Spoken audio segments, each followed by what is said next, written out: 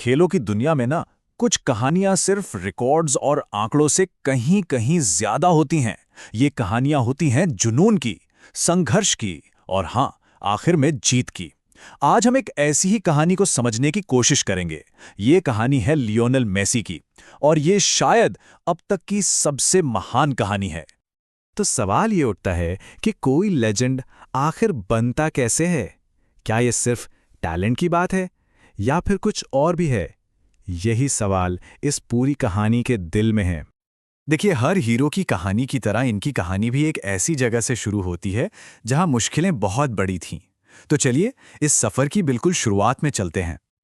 कहानी की शुरुआत होती है अर्जेंटीना के शहर रोसारियो से। एक बिल्कुल आम सा परिवार, और उस परिवार में एक बच्चा जिसमें फुटबॉल का जादू था। ऐसा जादू जो बहुत ही कम उम्र में साफ साफ देखने लगा था। यहीं पर कहानी में एक बड़ा मोड़ आता है। देखिए, एक तरफ तो ये कमाल का टैलेंट था और दूसरी तरफ एक बहुत बड़ी मुश्किल। सिर्फ 10 साल की उम्र में पता चला कि उन्हें ग्रोथ हार्मोन की कमी है। ये एक ऐसी चीज थी जो उनके फुटबॉल करियर को शुरू होने से पहले ही खत्म कर सकती थी। लेकिन फिर उम्मीद की एक किरण दिखी, FC बार्सिलोना का ट्रायल। और वहां जो हुआ वो तो इतिहास बन गया। क्लब के डायरेक्टर उनके खेल से इतने इतने हैरान थे कि एक पल का भी इंतजार नहीं कर सके। उन्होंने एक नैपकिन पर ही कॉन्ट्रैक्ट साइन कर लिया। सोचिए जरा। और 10 यहीं से मेसी की कहानी एक नई दुनिया में कदम रखती है। बार्सिलोना, ये क्लब जैसे उनकी अनोखी प्रतिभा को संवारने और निखारने के लिए ही बना था। और इस नई दुनिया का दिल था ला मासिया। ये बार्सिलोना की वर्ल्ड फेमस यूथ एकेडमी है। जानते हैं इसकी फिलॉसफी क्या थी? बहुत सिंपल। यहां कद नहीं, कला देखी जाती थी। मतलब एक छोटे कद का खिलाड़ी जिसके पैरों में जादू हो, उसके लिए इससे बेहतर जगह पूरी दुनिया में नहीं हो सकती थी। बार्सिलोना में मेसी का जो इवोल्यूशन हुआ वो कमाल का था। पहले वो एक तेज तर्रार राइट विंगर थे, लेकिन फिर आए मैनेजर पेप ग्वार्डियोला और उन्होंने मेसी के लिए फॉल्स 9 रोल को इजाद किया। ये एक गेम चेंजिंग मूव था। मतलब अब मेसी सिर्फ आगे खड़े होकर गोल नहीं करते थे, बल्कि मिडफील्ड में आकर पूरा खेल बनाते थे और फिर अचानक से गोल करने पहुंच जाते थे। इससे मेसी एक ही वक्त पर प्लेमेकर भी बन गए और एक डेडली स्कोरर भी। और बाद में नेमार और सुआरेस के साथ मिलकर बनी वो तिकड़ी MSN, जिसे शायद ही फुटबॉल दोबारा कभी देख पाएगा। और इस नए रोल का असर जबरदस्त, पूरी दुनिया पर उनका दबदबा कायम हो गया। आप इसी से अंदाजा लगाइए, 2009 से 2012 तक लगातार 4 बैलन डी'ओर। ये बताता है कि उस दौर में वो किस लेवल पर खेल रहे थे। लेकिन हर हीरो की कहानी में एक दौर आता है, मुश्किलों का, चुनौतियों का। मेसी के लिए ये वो वक्त था जब एक तरफ तो क्लब में उन्हें हर कामयाबी मिल रही थी और दूसरी तरफ अपने देश के लिए खेलते हुए हाथ आ रही थी सिर्फ निराशा। ये हार का सिलसिला दिल तोड़ने वाला था। सोचिए, 2014 का वर्ल्ड कप फाइनल, फिर 2015 का कोपा अमेरिका फाइनल और फिर 2016 में एक और कोपा अमेरिका फाइनल। एक के बाद एक फाइनल में हार। वो अपना सब कुछ झोंक रहे थे, लेकिन जीत नहीं मिल रही थी। और ऊपर से आलोचनाओं का दौर अलग। और फिर कहानी में एक और बड़ा इमोशनल मोड़ आया। 17 साल, 17 कामयाब सीजन के बाद उन्हें अपना घर, अपना क्लब बार्सिलोना छोड़ना पड़ा।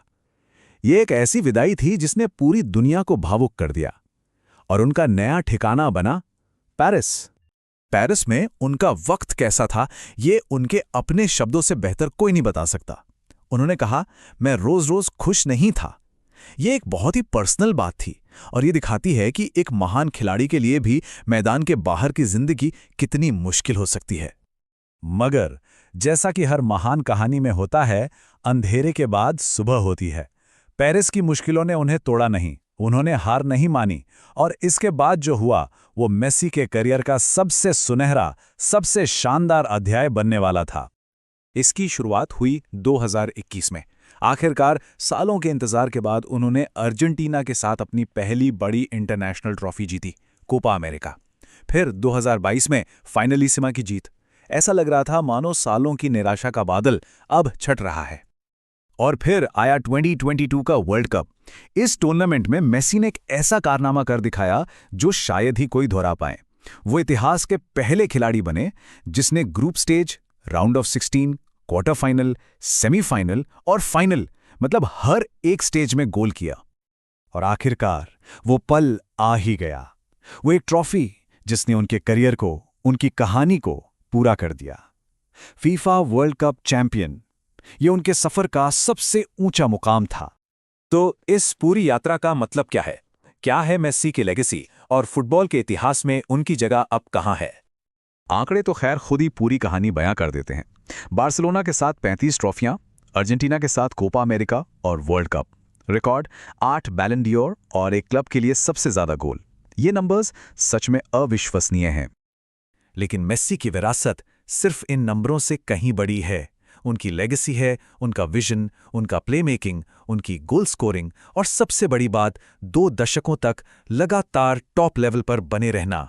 उन्होंने फुटबॉल को सिर्फ खेला नहीं, उसे एक कला का रूप दिया। तो चलिए अपने पहले सवाल पर वापस चलते हैं। एक लेजेंड कैसे बनता है?